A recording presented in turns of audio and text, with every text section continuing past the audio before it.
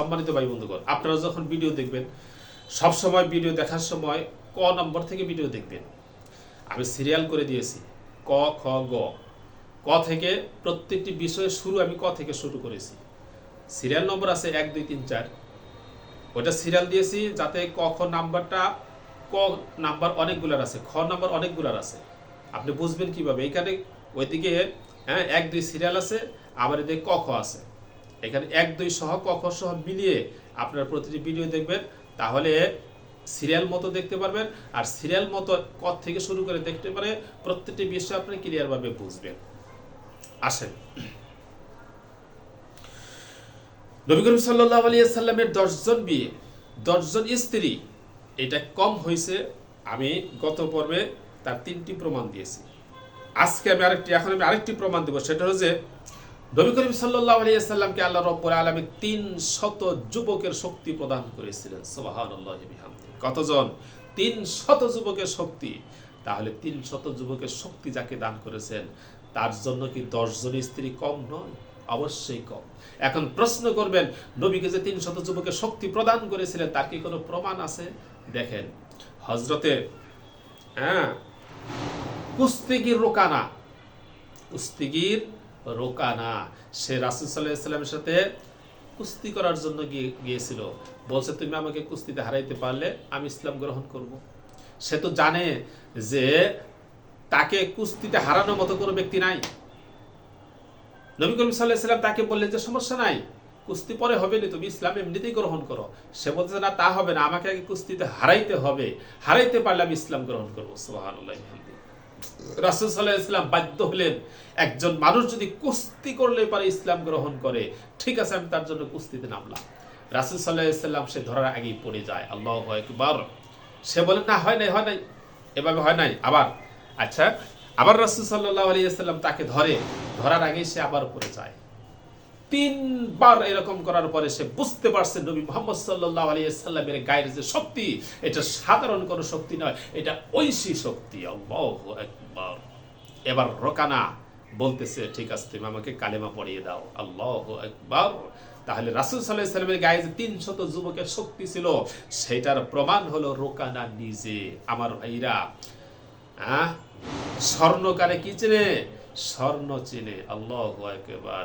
ওই যে মুসা আলাইহিস সালামের সাথে যে জাদুকর এসেছিল জাদু করার জন্য, তারা সাপ ছেড়ে দিয়েছিল, আর মুসা আলাইহিস সালাম যখন লাঠি ছেড়ে দিয়েছে, তাদের সমস্ত জাদুর সাপগুলোকে এক লোকমায় গিলে ফেলেছে।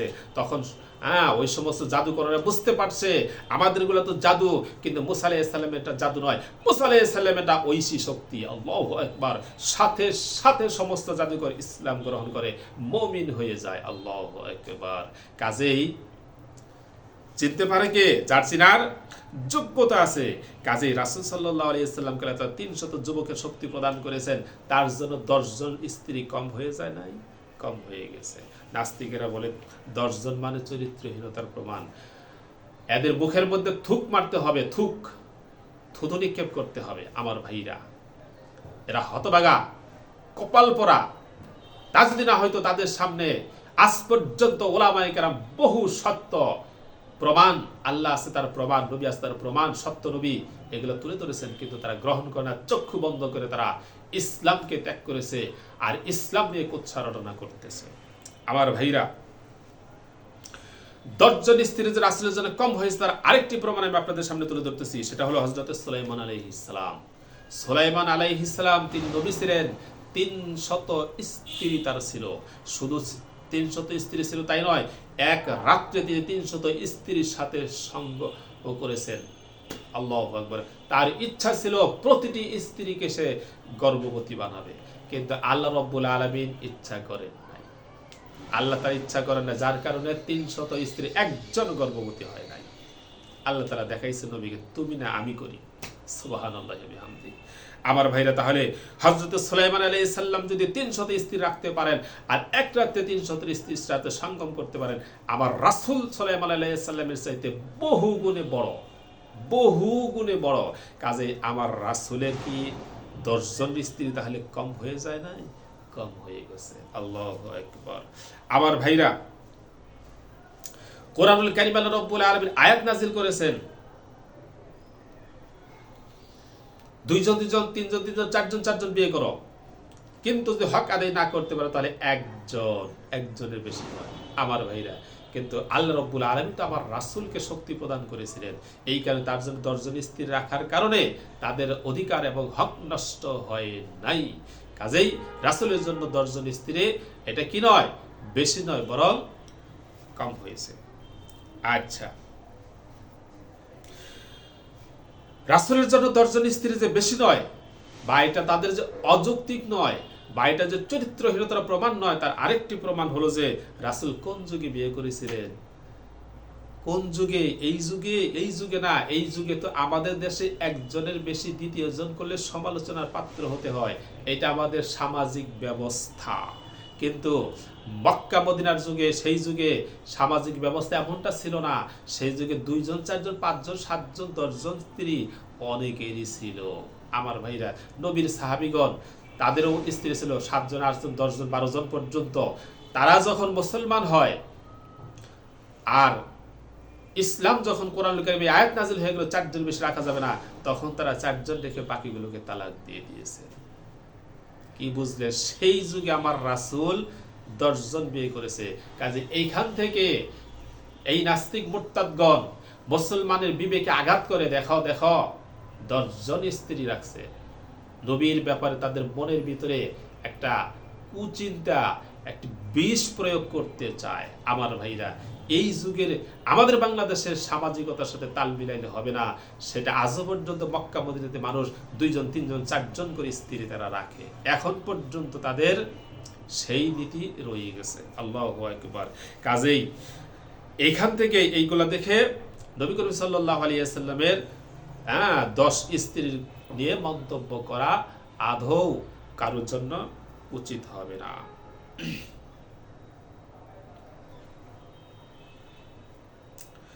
আমার ভাইরা, দ্বিতীয় কথা হলো, তোমরা যে রাসূল সাল্লাল্লাহু আলাইহি ওয়াসাল্লামের 10 বিয়ে নিয়ে অবাক হও, তোমরা নিজেরা তো এটা বিশ্বাস করো যে পৃথিবীর যে কোনো নারীর সাথেই সঙ্গ দেওয়া যায়। কথা বুঝলেন না? যেটা আমি আগে বলেছি। আচ্ছা, এবার আসেন, রাসূল সাল্লাল্লাহু আলাইহি ওয়াসাল্লামকে এই নাস্তিকগণ নারী লোভী বলে। কি বলে? নারী লোভী বলে। মুহাম্মদ নারী লোভী ছিল, 10 জন বিয়ে করেছে। আরো বিভিন্ন কারণে নারী লোভী বলে, আমি সেই কারণগুলো সামনে সব টেনে আনবো। আমার ভাইরা, রাসূল সাল্লাল্লাহু আলাইহি ওয়াসাল্লাম যে নারী লোভী ছিলেন না, তার 100% প্রমাণ হলো রাসূল সাল্লাল্লাহু আলাইহি ওয়াসাল্লামের কাছে শত শত কুমারী মেয়ে বিয়ে বসার জন্য, তার বিয়েতে আসার জন্য তারা লালায়িত ছিল, আকাঙ্ক্ষিত ছিল, চোখের ইশারার অপেক্ষায় ছিল।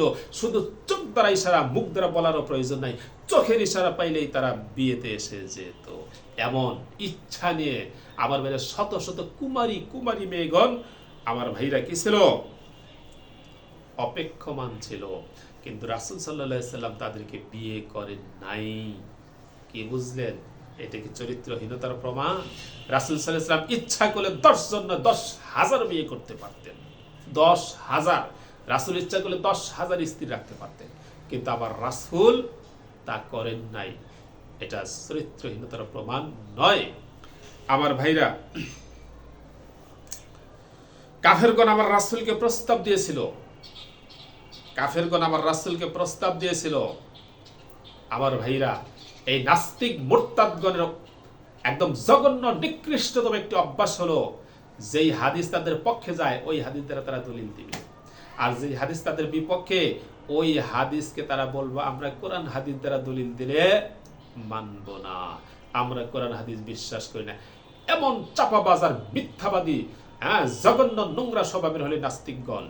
যেই হাদিস তাদের পক্ষে যাবে ওই হাদিস দিয়ে তারা টোকাটুকি করবে, আর যেই হাদিস তাদের বিপক্ষে ওইটা দ্বারা যখন আমরা দলিল দিই তখন বলে কি কোরআন হাদিস মানি না। শয়তানের দল এগুলা।